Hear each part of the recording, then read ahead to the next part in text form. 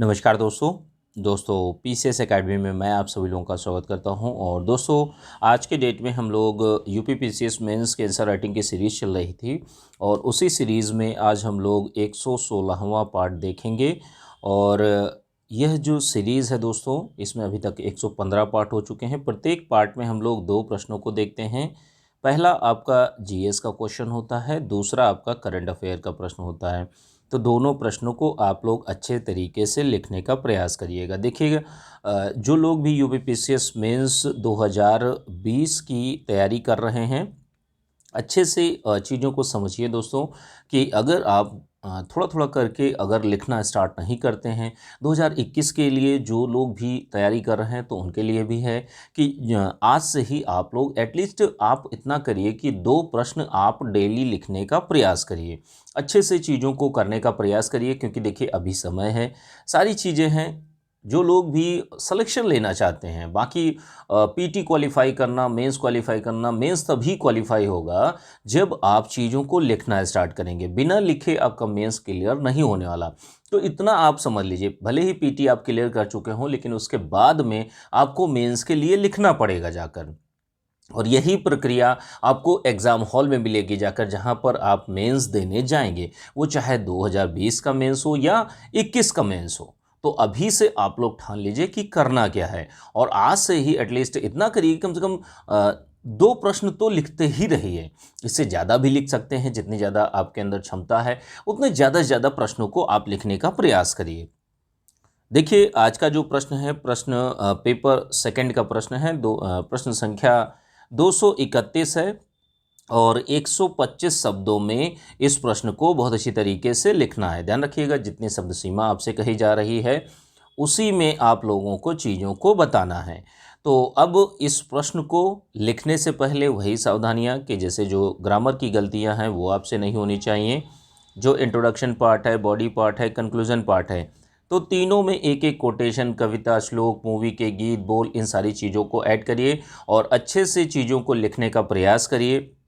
चीज़ों को बेहतर तरीके से लिखने का प्रयास करिए और कोटेशंस का उपयोग करिए। कुछ अन्य चीज़ें भी हैं, उनका भी आप खास ख्याल रखिए कि जैसे जो अच्छे शब्द होते हैं, अच्छे वक्तव्य होते हैं, जो अच्छी लाइनें होती हैं, उनको अंडरलाइन भी करने का प्रयास करिए। इसके साथ में अन्य चीज़ें भी हैं कि जैसे जो डेटा है, फ्लो चार्ट है, डायग्राम है, इन सारी चीज़ों का भी प्रयोग करिए, जिससे आपका प्रस्तुतिकरण जो होता है वो आपका अच्छा होना चाहिए। देखिए, जो उत्तर है, उत्तर में एक लयबद्धता होनी चाहिए कि हाँ, सीक्वेंस के अनुसार आप चीज़ों को लिखते हैं। तो इन सारी चीज़ों को ध्यान में रखते हुए अच्छे से चीज़ों को लिखने का प्रयास करिए। आज का जो प्रश्न है, प्रश्न को देखते हैं, आइए। निर्धनता उन्मूलन में, ध्यान रखिएगा, निर्धनता उन्मूलन में स्वयं सहायता समूह की भूमिका को स्पष्ट कीजिए। तो देखिए, सबसे पहली चीज़ बतानी है कि जो निर्धनता है उसको उन्मूलन कहाँ तक, जो स्वयं सहायता, जो एसएचजी होते हैं, सेल्फ हेल्प ग्रुप जो होते हैं, उनकी भूमिका क्या है, कहाँ तक ये महिलाओं की और जो आय अर्जन है वो कर सके हैं, उनकी जो आजीविका का स्तर है उसको बेहतर कर सके हैं। इन सारी मुद्दों पर आपको बात करनी है।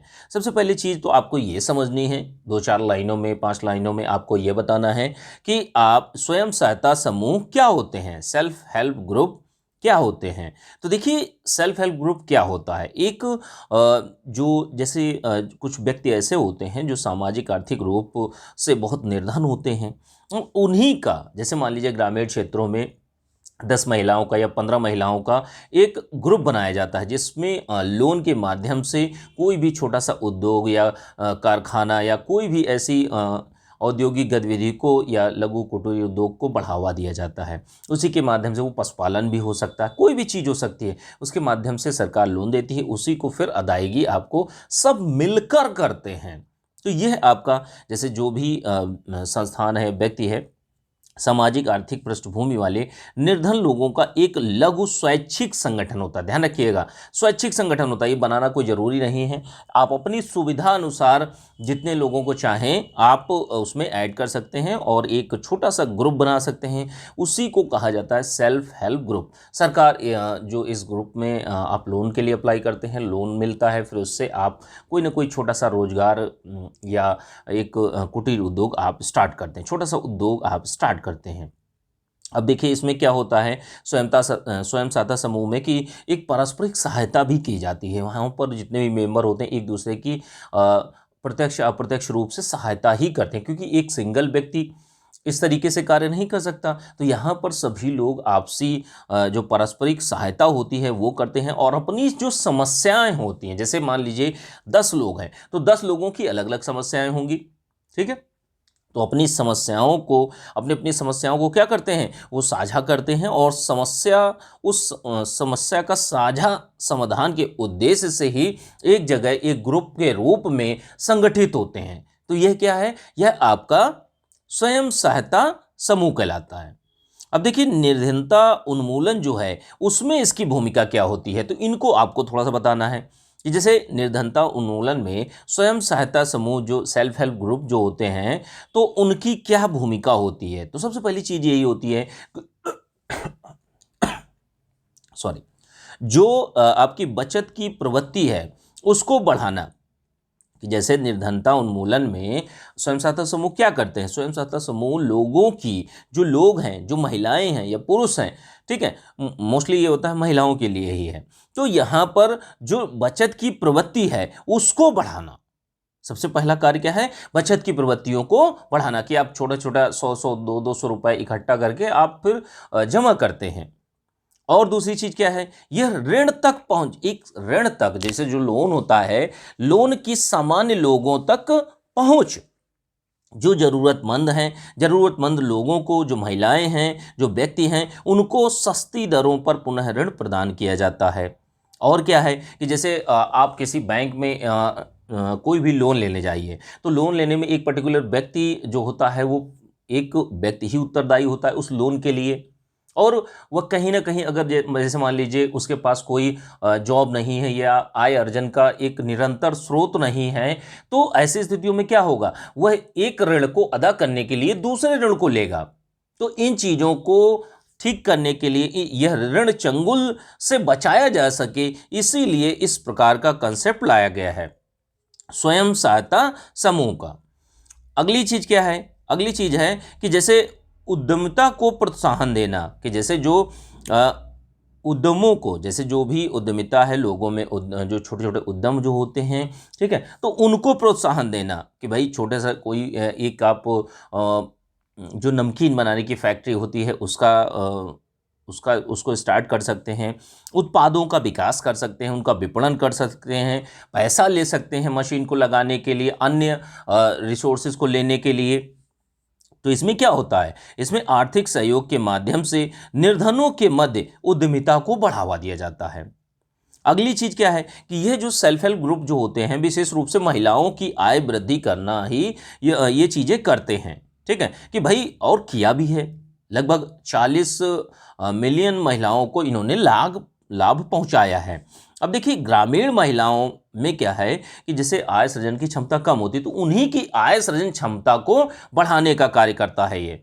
पुरुषों एवं महिलाओं में कि जैसे पुरुष तो कमाते हैं लेकिन महिलाएं नहीं कमाती ग्रामीण क्षेत्रों में, तो यहाँ पर क्या है, जो पुरुष हैं और जो महिलाएं हैं उनकी आय असमानता जो है उसको बराबर करना, यानी उसमें समानता लाना कि भाई महिला जितना कमा रही है उतना ही पुरुष कमा रहे। तो इस तरीके ये कब होगा, जब सेल्फ हेल्प ग्रुप के माध्यम से आप आय अर्जन करेंगे, कोई छोटा सा रोजगार या कोई छोटा सा उद्योग को स्थापित करेंगे, ठीक है, या कोई छोटी सी फैक्ट्री को स्थापित करेंगे, कोई पशुपालन का एक ग्रुप बनाते हैं या पशुपालन से संबंधित क्रियाओं को क्रियान्वित करते हैं। तो ऐसे स्थितियों में क्या है, जो ओवरऑल में कहा जाए तो महिलाओं की जो स्थिति है उसको बेहतर करना। और क्या है कि सेल्फ हेल्प ग्रुप के माध्यम से महिलाओं में क्या होता है कि उनमें आत्मविश्वास भी जगता है उनका, क्योंकि समय समय पर प्रशिक्षण भी दिया जाता है, ठीक है, कार्यशालाएं आयोजित की जाती हैं और उनके अंदर एक कौशल विकास भी किया जाता है, उनके जो स्किल डेवलपमेंट है उसको भी आगे बढ़ाने का कार्य किया जाता है। और ओवरऑल में कहें तो यह मानव पूंजी में भी वृद्धि करने का प्रयास करता है। तो ये सेल्फ हेल्प ग्रुप ने किस तरीके से किन किन आयामों पर अपनी भूमिका अदा की है, उन चीज़ों के बारे में ये सारी की सारी बातें थी, ठीक है। तो इसको आप लोग 125 शब्दों में अच्छे से लिखने का प्रयास करिए, ठीक है। 125 शब्दों में आप लोगों को लिखना है। और इसकी पीडीएफ जो है आप लोगों को यूपी पीसीएस मेंस और बीओ मेंस के ग्रुप में आप लोगों को मिल जाएगी। जो लोग भी बीओ मेंस और पीसीएस मेंस जो है मोस्टली पीसीएस मेंस 2020 और 21 का बैच ज्वाइन करना चाहते हैं तो ज्वाइन कर सकते हैं। आप लोग नंबर जो है वो है आपका 9140085178 पर मैसेज कर सकते हैं, ठीक है। मैसेज करके जानकारी ले सकते हैं। आइए दूसरे प्रश्न में चलते हैं। दूसरा प्रश्न जो है करंट अफेयर का प्रश्न है और प्रश्न संख्या जो है 232 है। कौन सी प्रश्न संख्या है? प्रश्न संख्या 232 है। 125 शब्दों में इस प्रश्न को आप लोगों को लिखना है। कितने शब्दों में? 125 शब्दों में इस प्रश्न को आप लोगों को लिखना है। जितनी शब्द सीमा में कहा जाए उसी शब्द सीमा में आप लोगों को प्रश्न लिखना है। प्रश्न को लिखने से पहले वही सावधानियां कि जैसे जो ग्रामर की गलतियां हैं वो आपसे नहीं होनी चाहिए। जो इंट्रोडक्शन पार्ट है, बॉडी पार्ट है, कंक्लूजन पार्ट है, तो इन तीनों में आप लोगों को क्या करना है कि जो कविता, श्लोक, मूवी के गीत, बोल, इन सारी चीज़ों को ऐड करना है और अच्छे से उत्तर को लिखना है। कुछ डेटा, डायग्राम, फ्लो चार्ट, इन सारी चीज़ों का भी प्रयोग करिए जिससे आपका प्रस्तुतिकरण जो है वो आपका अच्छा हो सके। और क्या है कि जैसे जो अच्छे शब्द होते हैं, अच्छे जो कीवर्ड होते हैं, उनको आप अंडरलाइन भी करिए। स्वच्छता बहुत ज़्यादा ज़रूरी है। ज़्यादा काटापिटी करते हैं या ओवर राइटिंग जो होती है वो चीज़ें आपके लिए बेहतर नहीं होती हैं, ठीक है। तो यह जो प्रश्न है, प्रश्न को आइए देखते हैं। प्रश्न है आपका, प्रधानमंत्री जन विकास कार्यक्रम के उद्देश्य एवं विशेषताओं का वर्णन करना है। तो इस प्रश्न को आप लोगों को बहुत अच्छी तरीके से लिखने का प्रयास करना है। 125 शब्दों में लिखना है। सारी सावधानियों को ध्यान में रखते हुए इस प्रश्न को आप लोगों को लिखना है। प्रश्न को देखते हैं। प्रश्न जो है देखिए, प्रधानमंत्री जन विकास कार्यक्रम जो है उसके उद्देश्य जो हैं उनको एक एक करके देखते हैं। देखिए जो जन विकास कार्यक्रम है तो ये आपका लाया गया था अल्पसंख्यक समुदाय के विशेष रूप से, कि जैसे जो अल्पसंख्यक समुदाय के लोग जो हैं तो उनके लिए इन चीज़ों को कार्य करना, उनकी बेहतरी के लिए, उनके लिए अवसंरचना का विकास करना। मोस्टली 3 क्षेत्रों से, जैसे शिक्षा, स्वास्थ्य और कौशल विकास। तो इन 3 क्षेत्रों से जो अल्पसंख्यक समुदाय के लोग हैं उनको अवसंरचना प्रदान करना, उनकी जो अवसंरचना है, इंफ्रास्ट्रक्चर है, उसको बिल्ड करना। और क्या है कि जैसे पिछड़ेपन के जो मानदंड हैं, पिछड़ेपन के मानदंडों के संबंध में राष्ट्रीय औसत और अल्पसंख्यक समुदायों के मध्य के अंतराल को कम करना। तो ये मोस्टली 2 उद्देश्य इसके मुख्य माने जाते हैं प्रधानमंत्री जन विकास कार्यक्रम के।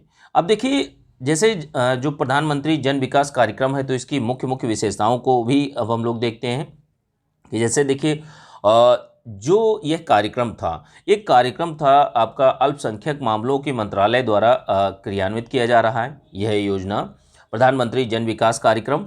अब अल्पसंख्यक मंत्रालय के द्वारा यह क्रियान्वित किया जा रहा है। दूसरी चीज़ यह है कि एक योजना थी बहुउद्देशीय विकास कार्यक्रम। बहुउद्देशीय विकास कार्यक्रम अल्पसंख्यकों के लिए लाया गया था 2008-9 में, और इसी का 2013-14 में पुनर्गठन किया गया था। क्या था कि 2013 में इसका पुनर्गठन किया गया था। अब देखिए जो बहुउद्देशीय विकास कार्यक्रम था तो इसमें 90 अल्पसंख्यक बाहुल्य जिलों में इस कार्यक्रम को शुरू किया गया था। मोस्टली किस पर यह केंद्रित था? शिक्षा, कौशल विकास और रोजगार, ठीक है, इन सारी चीज़ों से संबंधित था। 2018 में इसी के प्रभावी क्रियान्वयन के लिए, ध्यान रखिएगा, यह जो कार्यक्रम था आपका 2018 में इसी कार्यक्रम के प्रभावी कार्यान्वयन के लिए इसका नाम बदलकर प्रधानमंत्री जन विकास कार्यक्रम कर दिया जाता है।